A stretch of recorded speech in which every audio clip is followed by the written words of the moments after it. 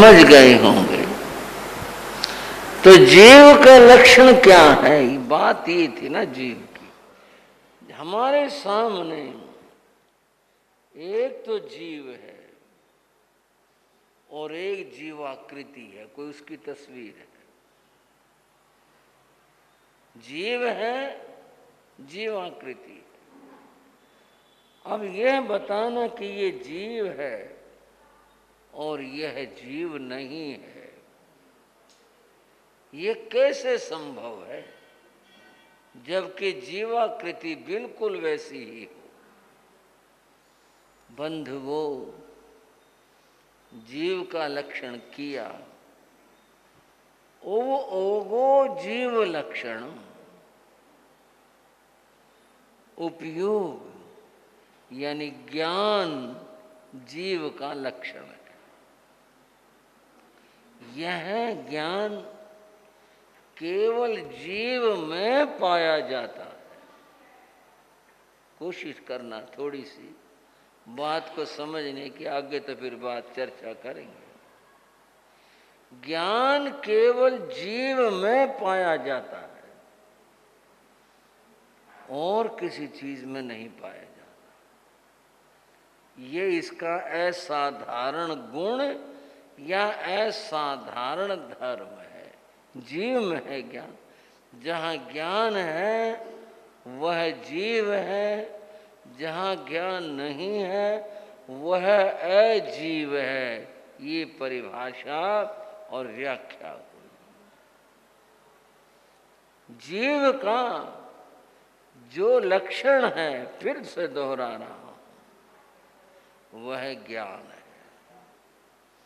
ज्ञान जीव में है। जीव से अतिरिक्त और किसी वस्तु में ज्ञान नहीं पाया जाता। बंधुओं, मैं जो बात कहने जा रहा था वो यह है कि सब जीवों में ज्ञान है, सब के अंदर ज्ञान है। लेकिन यहां भी कई एक प्रश्न हैं। सब में ज्ञान कैसे है? मिथ्यात्व में ज्ञान कहाँ होता है? अज्ञान होता है। वो जिसे हम अज्ञान कहते हैं वह ज्ञान का कुत्सित विकृत रूप है वह ज्ञान। कुत्सित ज्ञानम अज्ञानम, वह विकृत है। विकृत क्यों है? कर्म के कारण से है। कर्म के कारण से वह विकृत है। ज्ञान के बिना तो जीव होता ही नहीं है। अगर ज्ञान न हो तो बंधुओ फिर जीव को हम कह ही नहीं सकते। यानी ज्ञान के बिना तो अजीव है, और जो ज्ञान है वह जीव का लक्षण हुआ करता है। भगवती सूत्र की एक चर्चा चल रही थी। चर्चा हमारे सामने क्या चल रही थी? चर्चा ये थी, गांगेय नाम के एक अणगार भगवान के पास गए थे। क्या नाम लिया?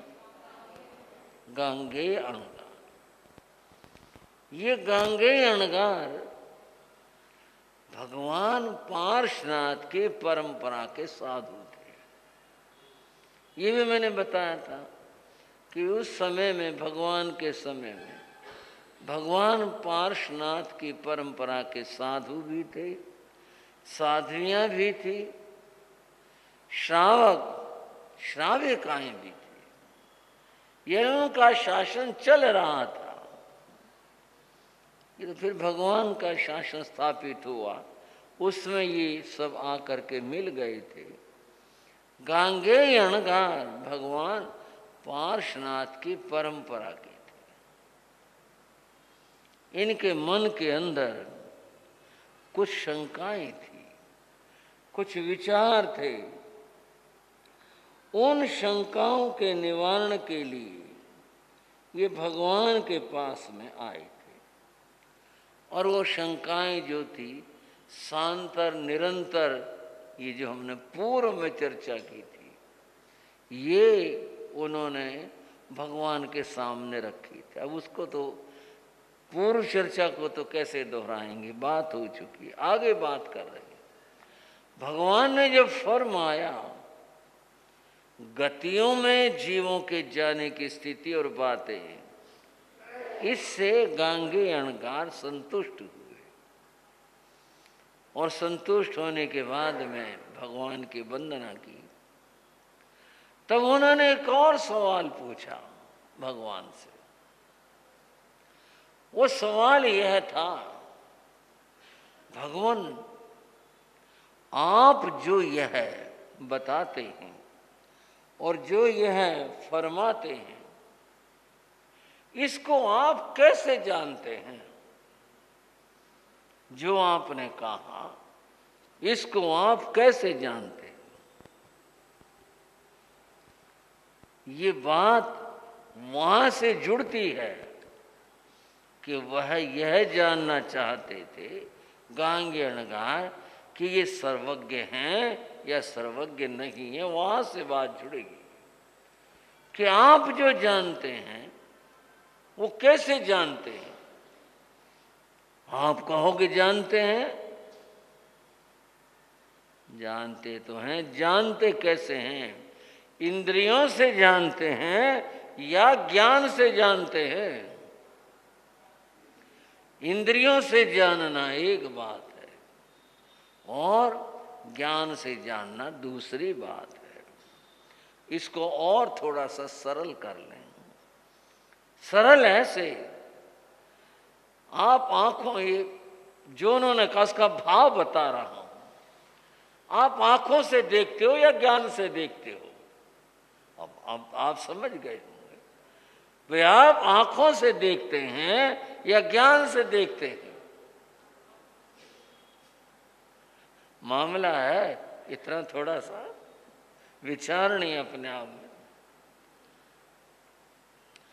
एक श्रावक थे, वे संतों को पढ़ाते थे। गुरु जी संस्कृत पढ़ा करते, वो आगम पढ़ाते थे संतों को। तो कुछ विचार से ऐसा हो जाता कभी कभी कि भाई ये नए जो साधु, गुरु जी तो नयों में थे ना उस समय, नए साधु हैं, संस्कृत पर ध्यान देते हैं, आगमों पर ध्यान नहीं देते। आगम पढ़ने चाहिए, संस्कृत नहीं पढ़नी चाहिए, ऐसा विचार था। और ये विचार बहुत दिनों तक चला था। उनसे पहले साधु लोग संस्कृत नहीं पढ़ा करते। मायाराम जी महाराज के मुनि परिवार के अंदर सबसे पहले संस्कृत इन्होंने ही पढ़ी थी, गुरु जी ने। बाद में और संतों ने शुरू करी। सबसे पहले संस्कृत का प्रारंभ एक ग्रंथ से होता है जिसका नाम लघु सिद्धांत कौमुदी है। वो गुरु जी ने याद की थी मायाराम जी के संतों में। और उत्तर भारत में श्रद्धे श्री आत्माराम जी महाराज जो उपाध्याय फिर आचार्य बने, उन्होंने शुरू की थी परंपराओं में। उन्होंने एक दिन कहा श्रावक ने गुरु महाराज से, मेरे गुरु जी से, बोले आपको कोई बात समझनी पूछनी हो समझ पूछ सकते हैं। अब गुरु जी का अपना था, संस्कृत पढ़ते थे। उस दिन गुरु जी ने थोड़ा सा एक चुटकी प्रयोग कर दिया। गुरु जी कहने लगे, शास्त्र में आया सुमने दिठे स्वप्न देखा। ये आया शास्त्र में, सुमने दिठे स्वप्न देखा। जब आदमी की आंखें बंद है, देखा कहां से उसने? सुमने, हाँ जी श्री विकास मुनि जी, सुमने दिठे स्वप्न देखा। देखा का प्रयोग कैसे हुआ साथ में? दिठे कैसे आया, देखा कैसे हुआ? आंखें तो बंद है। बोले तर्क नहीं कुतर्क हुआ ये। वो बोले तर्क नहीं कुतर्क हुआ। गुरु जी बोले देखो, हर बात के लिए शाप नहीं दिया जा सकता। विचार दिया जा सकता, शाप नहीं जा सकता। फिर कैसे होगा? गुरुजी ने कहा चक्षु दर्शन, अचक्षु दर्शन। चक्षु दर्शन और अचक्षु दर्शन। अचक्षु भी दर्शन है, चक्षु से तो दर्शन होता ही होता है। अचक्षु इंद्रियों को छोड़ करके अन्य इंद्रियों के द्वारा, और अन्य इंद्रियों का उसमें मन भी साथ है, उसके द्वारा जो जाना जाता वह भी अचक्षु दर्शन है। स्वप्न अवस्था में मन सक्रिय होता है, जो मन सक्रिय है उसके द्वारा वह देखा जाता है, क्योंकि मन से जागृत अवस्था में भी सुप्त अवस्था में भी देखा जाता है। मन जो है वो जा रहा, आंखें बंद, आदमी क्या करे, सोच रहे क्या सोच रहे। मैं वहाँ देख रहा था, इसमें नदी में ऐसा हो रहा, वहाँ ऐसा वो पहाड़ है। बोले ये देखना, ये यहाँ इसलिए सुमने दिट्ठे का प्रयोग हुआ कि अचक्षु दर्शन के विचार से। बोले हाँ चलो। बंधुओं, प्रश्न था केवल ज्ञान का, प्रश्न था। गांगे अणगार ने भगवान से कहा आप कैसे देख जानते हो? भगवान ने कहा मैं ज्ञान से जानता हूं। अब ये प्रश्न आप और हम करेंगे कि ये जो ज्ञान से जानते हैं, जब भगवान सोते तो हैं नहीं, नींद तो उन्हें आती नहीं, निद्रा में तो वो जाते ही नहीं, क्योंकि ये तो दर्शनावरणी कर्म की बात होगी। अब आंखें खुली हैं, देख रहे हैं, और आंखें धूप रोशनी में देख पाती हैं, देख रही हैं। अब ज्ञान से देखते हैं, आंखें क्या करेंगी? फिर उनका खोलने का, देखने का, उनसे क्या तात्पर्य होगा आंखों का? जब ज्ञान से ही देख रहे हैं, ज्ञान के द्वारा देख रहे हैं, फिर आंखों का उपयोग, आंखों का तात्पर्य। बंधुओं, धूप खिली है, उस खिली धूप में के व्यक्ति ने दिया जलाकर धूप में रख दिया, दिया जलाकर धूप में रख दिया। करने के लिए नहीं, समझने के लिए कह रहा हूं। दिया जलाया और धूप में रख दिया। दिया जल रहा है, दिए की रोशनी भी बिखर रही है। ऐसा नहीं है कि दिए की रोशनी नहीं बिखर रही, जितना उसका दायरा या जहां तक उसकी रोशनी ने जाना है उतने में फैल रही है। लेकिन सूर्य की धूप के सामने उसका अस्तित्व नहीं है। दिया, फिर समझ लो, दिया जल रहा है, उसकी रोशनी फैल रही है, ना तो रोशनी हमारे को दिखाई देती कहाँ तक आई, क्या हुआ, कुछ नहीं दिखाई भी नहीं देती। लेकिन दिया जल रहा है, रोशनी फैल रही है, उसका अपना अस्तित्व है, परंतु धूप के सामने उसकी कोई औकात नहीं है, कुछ नहीं है। केवल ज्ञान के सामने इंद्रियों के ज्ञान की कोई महत्ता नहीं है। दो धारणाएं हैं, केवल ज्ञान होने के बाद में अन्य ज्ञान रहते हैं या नहीं रहते हैं। कुछ ने कहा ज्ञान तो रहते हैं, तो ये सावर्ण ज्ञान कैसे रहते हैं? केवल ज्ञान निरावरण ज्ञान है। कुछ ने कहा नहीं, इंद्रियां अपनी तरह से सक्रिय होती हैं। ऐसा नहीं है कि इंद्रियां अपना काम छोड़ देंगी केवल ज्ञान होने के बाद में। अगर ऐसा हो जाए तो फिर काय योग में विघ्न पड़ जाएगा।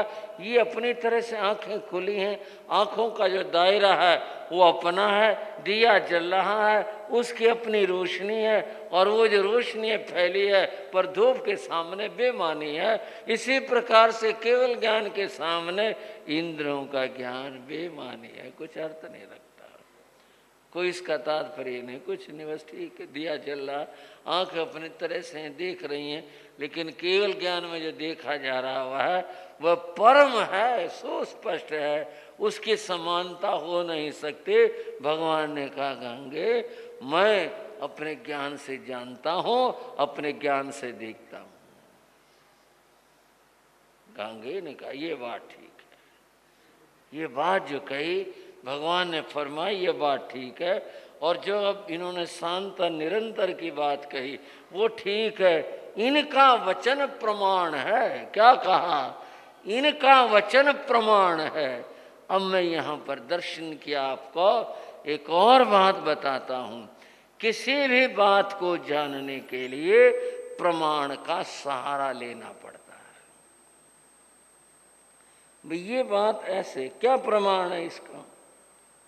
ये प्रमाण चार होते हैं दर्शन में, कहीं दो कहें कहीं चार कहें, ये अपने अपने दार्शनिकों का अपना अपना चिंतन होता है।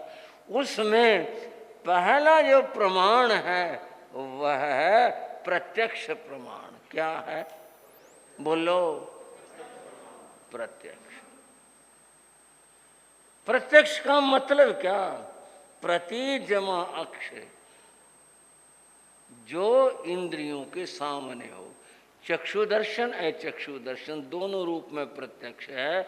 जो सामने हो वह प्रत्यक्ष है। आप हम बोला करते हैं, और इसमें क्या प्रत्यक्ष है देख लो, तुम प्रत्यक्ष है सुन लो, इसमें कौन सी बात होगी? प्रत्यक्ष जो सामने है, इंद्रियों के द्वारा ग्राह्य है, इंद्रियों के द्वारा ग्रहण किया जाता है, इंद्रियों के द्वारा जिसे जाना जाता है वह प्रत्यक्ष है। लेकिन ये प्रत्यक्ष जो है, इसका विचार बारीकी से जैन दार्शनिकों ने किया, और दार्शनिकों ने तो प्रत्यक्ष का इतना ही अर्थ किया जो मैंने बताया। जो इंद्रियों के सामने है, इंद्रियों के द्वारा ग्रहण किया जाता है, वह प्रत्यक्ष है। इसलिए हम बोलते आप मेरे प्रत्यक्ष हैं, मैं आपके प्रत्यक्ष हूँ, आपके सामने हूँ। प्रति जमा अक्ष, इंद्रियों की पकड़ में, पहुँच में, उनके ग्राहक भाव में होना, यह प्रत्यक्ष है। जैन दार्शनिकों ने कहा नहीं, प्रत्यक्ष दो तरह का होता है। एक होता है प्रत्यक्ष इंद्रियों के द्वारा जो जाना जाता है, एक प्रत्यक्ष होता है जो आत्मा के द्वारा, आत्मज्ञान के द्वारा जाना जाता है। एक वह प्रत्यक्ष होता है। जो इंद्रिय प्रत्यक्ष है ये तो परोक्ष है, प्रत्यक्ष तो आत्मज्ञान के द्वारा ही होता है। इसीलिए पांच ज्ञानों में से जो दो ज्ञान हैं वे इंद्रियों से प्रत्यक्ष है, लेकिन वो परोक्ष है। तीन ज्ञान ही प्रत्यक्ष होते हैं, अवधि ज्ञान, मन पर्यव ज्ञान और केवल ज्ञान। ये तीन ही होते हैं जो कि प्रत्यक्ष है। इंद्रियों की बात तो परोक्ष की है। इनको जैन दार्शनिकों ने इन्हें नहीं माना कि ये प्रत्यक्ष है। इंद्रियों की तो बड़ी अल्प सी सीमा है, स्वल्प है, इनमें भ्रम भी है, इनमें धोखा भी है, कितनी सारी बातें हैं। जो सत्य है, प्रत्यक्ष है, वह तो आत्मा के द्वारा जो होता है वह होता है। और जो अवधि ज्ञान, मन पर्यव ज्ञान, केवल ज्ञान है, ये उत्तर उत्तर विकसित होते हैं। केवल ज्ञान पूर्ण प्रत्यक्ष है। जो तीर्थंकर भगवान होते हैं, केवली भगवान होते हैं, वे तो परम प्रत्यक्ष, सब कुछ अपने आत्मज्ञान के द्वारा समस्त लोकालोक को जानने वाले और वस्तु के सूक्ष्मतम स्वरूप को जानने वाले वे होते हैं। उनके द्वारा पता चलता है। और बंधुओं, ऐसा जो पुरुष होता है उसको आप्त कहते हैं, अर्थात प्रामाणिक। वह जो कहता है वह सत्य होता है। केवल इंद्रियों से जानने वाला व्यक्ति आप्त नहीं होता, पूर्ण प्रामाणिक नहीं होता, व्यवहार से प्रामाणिक है। प्रामाणिक तो केवल ज्ञानी, केवल ज्ञान वाला, केवल ज्ञान है, वह पूर्ण प्रामाणिक है, आप्त है। उसका वचन जो है वह परम सत्य है, उसका वचन परम कल्याणकारी है, उसी से जीव का कल्याण हो।